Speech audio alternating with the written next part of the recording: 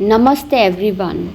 तो we have already talked about the awareness and the consciousness. तो सबसे पहले मैं आपसे ये कहना चाहती हूँ कि आप सभी लोग मेरे वीडियोस को ऑडियो है या वीडियो है जो भी है आप उसको शुरू से देखिए, लास्ट तक देखिए और कोई भी वीडियो मिस मत करिए और सारे वीडियोस को देखिए when ever you get time और उसे लाइक करिए, सब्सक्राइब करिए, शेयर करिए फैमिली एंड फ्रेंड्स में और कमेंट भी डालिए और फॉलो भी करिए। You must focus on the message of the videos. You must focus on the what I'm trying to say. Just focus on the message of God. So today's topic is the attachment versus detachment and clinging to the surface with the help of the examples of the insect and lower invertebrates. So we all read about the animal kingdom in childhood and during the schooling. तो basically animal kingdoms divide into two parts, non vertebrates and vertebrates and vertebrates have a vertebral column whereas a non vertebrate don't have a vertebral column. तो आप animal kingdom के बारे में पढ़ सकते हैं। There are different types of groups. Protozoa है, आपका जो है एनिलिडा है, आपका आर्थ्रोपोडा है, एम्फीबियंस हैं, बर्ड्स एंड मैमलियंस हैं। तो उसमें बहुत सारे ग्रुप्स हैं। वो आपका एक सीक्वेंस होता है। There is a sequence of evolution and the mammalian at last. तो उसमें top most are the human beings. तो we now days we are focusing on the only on the human beings and the basical human beings, a male and the female only. We are too much concentrating every time you are too much concentrating on the male and the female. So आज today I am trying to divert your mind on another topics or the another things with the help of the example of earthworm and the leech. आपने joke देखा होगा, आपने देखा actually ये सब मैं कैसे कर रही हूँ कि आजकल जो है मैं गार्डन में रहती हूँ, घर के काम करती हूँ, हमारा आंगन है वहीं पे ग्रीनरी काफ़ी है तो कुछ इंसेक्ट्स आ जाते हैं। तो मैं ये सब हम लोगों ने पढ़ा हुआ है बट आप उसको सामने देखते हो तो लगता है कि अच्छा इस तरह से, तो यू कैन को रिलेट एट दैट टाइम। तो अभी मैं आपको छोटे छोटे एग्जांपल्स बताऊंगी तो आपको सारी बातें समझ में आएंगी। अब आपने बटरफ्लाई तो देखी ही होगी। बटरफ्लाई देखिए कैसे होता है, वो फ्लावर्स पे बैठती है।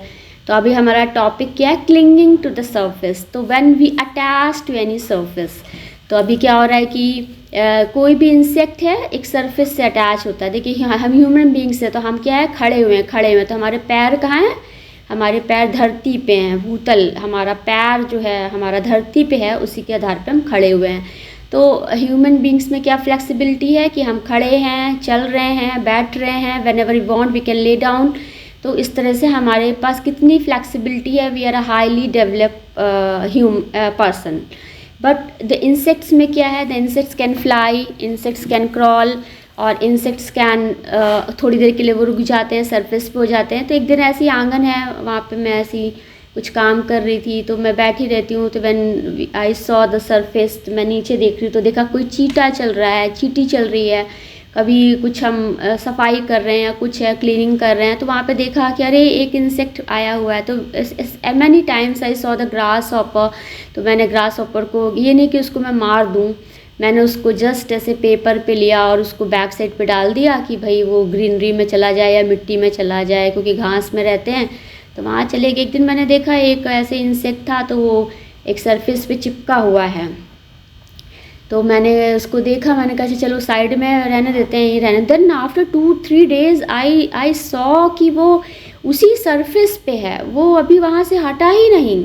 तो फिर मैं यूज़ली करती हूँ कि हाथ से भी ले लेती हूँ। मुझे इंसेक्ट ने कभी काटा नहीं, मैं उसको ऐसे हाथ से अपने हथेली पर रखती हूँ, हथेली से रख के उसको जाके पौधों के पास वहाँ पे डाल देती हूँ जिससे वो अपनी जगह पे चले जाएँ तो वो वहाँ पे आराम से रहते हैं। तो या आपको लगता है कि उनको क्या होता है, उनके जो लेग्स होते हैं तो यूजुअली कहते हैं ना हेक्सापोडा बोलते हैं या इस टाइप के होते हैं, जैसे आपका कॉकरोच है। तो दीज ऑल आर आर्थ्रोपोड्स में आते हैं। तो इनका जो बॉडी है डिवाइड रहता है 2 पार्ट्स में, तो एक हेड एरिया होता है एक, and the other part is two segments होते हैं। तो यूजली इनके कंपाउंड आई होती है, इनके ब्रेन में क्या गैंग्लिया के थ्रू जो है they think about that, they understand.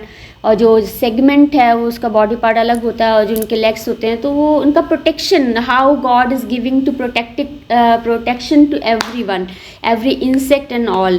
तो इंसेक्ट्स में क्या है कि वो क्रॉल करते हैं, उनके जॉज, आप देखिए स्कॉर्पियन है, आपके बहुत सारे आप ऐसे इंसेक्ट्स को स्टडी करो तो सभी में जो है कुछ ना कुछ जो है वो नेचुरल डिफेंस सिस्टम दिया होता है जिससे कि वो अपने आप को प्रोटेक्शन देते हैं। तो अभी मैं आपसे वो इंसेक्ट की बात कर रही थी, तो उसके छोटे से विंग्स थे, वो सरफेस पे था।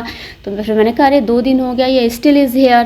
तो फिर मैंने उसको उठाया और फिर उसको जो है पेपर से ऐसे करके वहाँ रखा। तो मैंने कहा उड़ जाएगा या विंग्स, कभी कभी क्या होता है कि पंख थोड़े ख़राब हो जाते हैं तो दे कैन नॉट फ्लाई। कई बार हुआ कि बटरफ्लाई आई किसी सरफेस पे है तो कुछ उसको प्रॉब्लम हो गया, तो उसके wings they are not capable to fly तो फिर वो सरफेस पे रह जाते हैं। तो यही है कि यही है there is a reason of death कि भाई अब वो नहीं उड़ पा रहे हैं या कोई दिक्कत हो गई तो वो उनका लाइफ स्पैन जो है वो ख़त्म हो जाता है। तो अभी हम अर्थवॉर्म की बात करेंगे। तो हम यूजली जब we take a science subject तो हम जो है डाइसेक्शन करते हैं। डाइसेक्शन में मैंने अर्थवॉर्म का डाइसेक्शन किया हुआ है, मैंने कॉकरोच का किया हुआ है। तो मैंने कॉकरोच के तो बहुत मैंने किए हुए हैं, मैंने अर्थवॉर्म का भी किया हुआ है। और तो अर्थवॉर्म इज़ अ हर्मैफ्रोडाइट, यानी कि इट इज़ अ बाइसेक्सुअल। तो उसके में क्या होता है, देयर इज सेगमेंट में हम उसको नंबर देते हैं। 13-14 में मुझे अभी भी याद आ रहा है कि देयर इज़ अ सेगमेंट। तो वहाँ पे जो है उनका फीमेल पार्ट होता है और मेल पार्ट होता है, अलग होता है। तो ये अर्थवॉर्म क्या है, earthworm is quite helpful in the aeration and enriching of soil. तो कहते हैं जो खेती के लिए अर्थवॉर्म बहुत ही लाभदायक होते हैं, वो मिट्टी को ऊपर से नीचे करते हैं और जो है खेतों की उर्वरा शक्ति को जो है वो बढ़ाते हैं। इसी तरह जोग को देखिए, किसी सरफेस से चिपक जाए in the sense when the some object is adhere to the surface, तो वहाँ पे जो है वो हटता नहीं है। मैंने कई बार नोटिस किया, मेरे आंगन में बहुत सारे आते हैं जोक्स, मैंने देखे हैं। सीज़न होता है, अलग अलग टाइम सीज़न पे आते हैं, तो बहुत it's difficult to remove that, उसी सरफेस से चिपक जाता है। That is called the clinging to the surface. तो it's similar to that of, I am taking an example of कि अटैचमेंट वर्सेस डिटैचमेंट। तो we are so much attach to this life कि I want to live,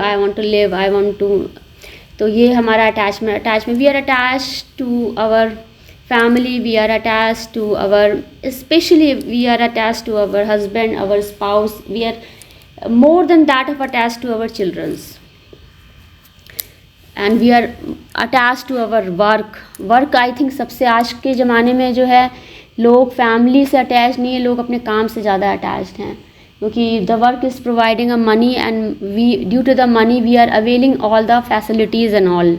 तो अभी आजकल हम अपने काम से ज़्यादा अटैच्ड हैं एज़ कम्पेयर टू दैट। तो we are talking about the attachment versus detachment. तो यहाँ पे अटैचमेंट का सिर्फ यही है कि we must be attached by heart, which we must be attached by the good character, we must be attached by the good things. तो यहाँ पे there is a different criteria of attachment, to whom I attach, what is the reason to attach. ये बहुत important होता है कि किससे हम किस वजह से अटैच्ड हैं।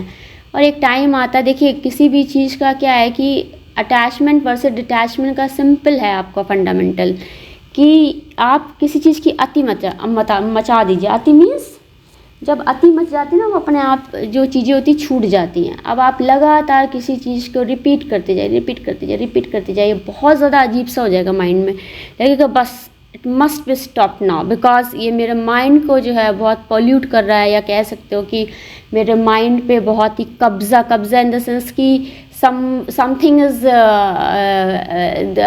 मेरे माइंड पे बहुत असर कर रहा है। तो at this time you must detach immediately. तो वहाँ पे डिटैचमेंट प्रोसेस जो है बहुत ज़्यादा शुरू हो जाती है। डिटैचमेंट कब आता है? जब आपको कोई एक्सप्लॉइट बहुत ज़्यादा करे या आपको बहुत मिसयूज़ करे, आप बहुत हम्बल हो, बहुत ही अच्छे से कर रहे हो, बट सामने वाला बहुत ही बार बार कर रहा है, तो वहाँ पे फिर डिटैचमेंट की पॉलिसी आ जाती है। अब मदर है, बहुत ज़्यादा केयर कर रही है बच्चे, but childrens are not understanding the things, वो अपना ही है, क्योंकि उनकी एज अलग है, हमारी एज अलग है, they can't understand the things. तो वो उनका perspective is a different to think, our perspective to think differently. तो अभी हम उस लेवल पे नहीं पहुँचे हैं, तो वो वहाँ पे अलग अलग ही हमारा इस टाइप से होता है। तो अब महात्मा बुद्ध जी ने कहा ही था कि पानी को कस कर पकड़ोगे तो वो छूट जाएगा। तो never cling to any surface, never cling to, never attach to any one. You must be in this world, you must do all the functions and but without attachment. You must attach with one respect, but inside you must be free from all attachment. This is called the detachment. What is the correct definition of detachment? Detachment doesn't mean that कि भाई अलग हो गए आप, लेकिन दिमाग में तो आपके है ही है ना, आप सोच तो रहे हो ना उनके बारे में, तो दैट इज़ नॉट डिटैचमेंट। आप उसी संसार में रह कर आप विरक्ति, या कह सकते हो कि आपके अंदर आसक्ति नहीं होनी चाहिए। You are performing all the functions nicely, but you are not attach to anybody, you are just performing your all functions. So this is the best definition of detachment and attachment. तो just मैं यहाँ पे I want to explain this कि हमें बहुत difficulty होती है कि जैसे अब we are attach to this house, we are attach to this, तो होता है, बट एक टाइम आता है कि वो अपने आप ही डिटैचमेंट प्रोसेस जो होती है वो शुरू हो जाती है। हर चीज़ का एक अपना टाइम होता है, तो एक time will come and the things will be happen automatically, और इट इज़ गॉड गिफ्टेड ही होता है, इट इज़ गॉड प्लान। तो ये सब अपने आप से ही हो जाता है। और यदि आप बहुत ज़्यादा पॉजिटिव हो जाओगे तो सारी चीज़ें अपने आप जो होती है बहुत नेगेटिव हो जाती हैं। अब जैसे भगवत गीता है, तो देखिए Bhagavad Gita I have not read completely, तो उसमें अब देखिए कोई भी है, कुछ भी है, देखिए आप सभी चीज़ों को देखिए, समझिए। ज़रूरी नहीं कि हम सभी चीज़ों को फॉलो करें, उसमें जो हमें ठीक लगता है, जो हमें सूट करता है वो हम फॉलो करते हैं, जो हमें सूट नहीं करता, जो हम जिसको हम नहीं पसंद करते तो हम उसको फॉलो नहीं करते हैं। अब हमने ये कोई बुक है, इसके हमने 15 चैप्टर्स है, 15 चैप्टर्स में 2 chapters I like and 3 chapters I don't like, तो ठीक है, जो नहीं हमें पसंद है हम नहीं लाइक करेंगे, नहीं समझ आएगा, जो हमें समझ आएगा वो हम करेंगे। तो जिसका जो रहता है वो उस हिसाब से वो चीज़ें ग्रैप्स कर लेता है। तो ये रहता है। अब हमें किसी ने कुछ बताया, किसी ने कुछ बताया, किसी का कुछ है, किसी का कुछ, इट डज़ंट मीन कि हम सारी चीज़ों को पसंद करेंगे, सारी चीज़ों को वो करेंगे, ऐसा नहीं होता है। अब सबके अपने अपने व्यूज़ हैं, सबके अपनी अपनी जो है थ्योरी है, उसमें से जो हमें समझ में आएगा, जो हमें लगेगा उसको हम फॉलो करते हैं। तो ये इस तरह से रहता है। तो भगवत गीता का सबसे मैसेज यही है कि आप डिटैच रहते हुए अपने सभी कर्मों को करिए, डिटैच रह के अभी सभी कर्मों को करेंगे तो एक दिन आप बिल्कुल कर्म रहित हो जाएंगे और you will get a moksha and liberation. तो डिटैचमेंट इज़ अ लैडर, एक सीढ़ी है। सीढ़ी में क्या है कि देखिए एनिमल किंगडम में स्टार्ट हुआ लोअर टू हायर, उस तरह हमें यदि एक नीचे वाली सीढ़ी से ऊपर जाना है तो हम first ladder, second ladder, third and fourth and fifth होता है, इस तरह से। This is called the promotion. अब डिमोशन तो होता नहीं है। देखिए एक बार ह्यूमन बींग्स, एक आपको ह्यूमन इनकार्नेशन मिल गई तो ऐसा नहीं कि आप दोबारा से कीड़े बन जाएंगे। अब देखिए चमगादड़ क्या है, चमगादड़ को कहते हैं आइज़ नहीं होती है, वो जो पेड़ पे है चपका रहता है, या वो जो है रेडियो वेव्स जो है वो उसके विंग्स जो है ट्रांसमिट करते हैं, कुछ इस टाइप से था, वो रिसीव करता है। और वो भी एंड चमगादड़ like to clinging to the surface, एक एग्जाम्पल है कि किसी एक सरफेस पे ही रहता है। तो इस तरह से है। तो जो है एक एनिमल किंगडम है और एक हमारा जो है मैमेलियन सिस्टम है, तो ह्यूमंस का है। तो वही है कि with the help of taking examples of animals we can understand these things very well। तो अभी तो देखिए हम भगवान के आशीर्वाद से जो है हाईली डेवलप है, हमारे पास ब्रेन है, हमारे पास हैंड, वी हैव लेग्स, हम जैसे चाहे अपने आप को फोल्ड कर लें, मोल्ड कर लें, सब कुछ कर सकते हैं।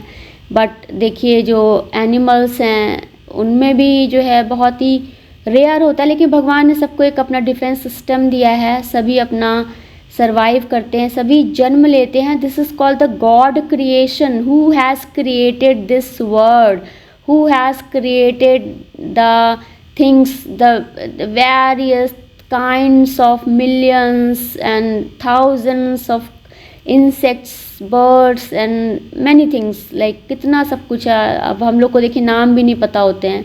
अब कुछ लोगों के नाम पता हैं, कुछ लोगों के नाम भी नहीं पता होते। आज देखिए कितनी पॉपुलेशन है, लाखों करोड़ों लोग हैं। उसी प्रकार से देखिए उसमें से हम कुछ लोगों को जानते हैं, कुछ लोगों को नहीं जानते। इस तरह से है। हमने ऑलरेडी अवेयरनेस और कॉन्शियसनेस पे बात करी थी। तो प्रकृति और पुरुषा को you can't separate, they are embedded to each other. तो आप पुरुषा प्रकृति को अलग नहीं कर सकते। प्रकृति के बिना पुरुष नहीं है, पुरुष के बिना प्रकृति नहीं है। तो इन सब बातों को समझना पड़ता है। We can't focus on one thing. अब आप सूर्य भगवान को देख रहे हो तो ऐसा नहीं सूर्य भगवान को देख रहे हो, सूर्य भगवान के साइड्स में क्लाउड्स हैं, सूर्य भगवान के साइड्स में ट्रीज़ हैं, बर्ड्स उड़ रही हैं, हवा चल रही है और जो है आवाज़ आ रही है। तो you can't focus on one object, it can not be. इस तरह से है। तो अभी आप जो हैं, अब आप जो है, अब रात का ले लीजिए, आप चाँद को देख रहे हैं। चाँद के साथ देखिए कितना सब कुछ दिखाई पड़ता है। रात के नॉक्टर्नल्स एनिमल्स अलग होते हैं, दिन के अलग होते हैं। अब देखिए ह्यूमन बींग्स एक ऐसे एनिमल है जो दिन और रात दोनों में एक्टिव रहते हैं, जिसको जिस हिसाब से रहना है। अब कुछ लोग जो है रात में रहते हैं, कुछ लोग दिन में रहते हैं। अब जिसकी टाइम की अवेलेबिलिटी है, तो जिसका जैसा जॉब है, कुछ लोग को दिन में समय नहीं मिलता, कुछ लोग को रात में नहीं मिलता। तो वो अपने अकॉर्डिंग अपना टाइम टेबल सेट कर लेते हैं ये किस तरह कब कैसे चीज़ें को करना होता है।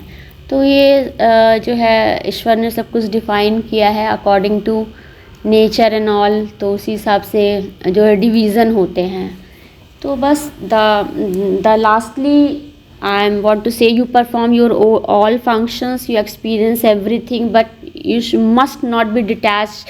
You must not be attached to any object or being or person, because after some time the detachment is natural and attachment is also natural. तो ये रहता है। But we have a brain, we have a memory. तो there is a some place the memory will be just stored. तो that will go in your causal seat. तो causal seats में जो होता है हमारा कुछ अच्छा कर्मा जाता है, कुछ अच्छी मेमोरीज़ जाती हैं, कुछ अच्छे कर्म जाते हैं हमारे साथ, जो हमारी नेक्स्ट इनकारनेशन में हेल्पफुल होते हैं। तो ये सारी बातें रहती हैं। तो we have to focus on the good karmas and all, तो that will define your life very well. Thank you everyone. नमस्ते एवरीवन।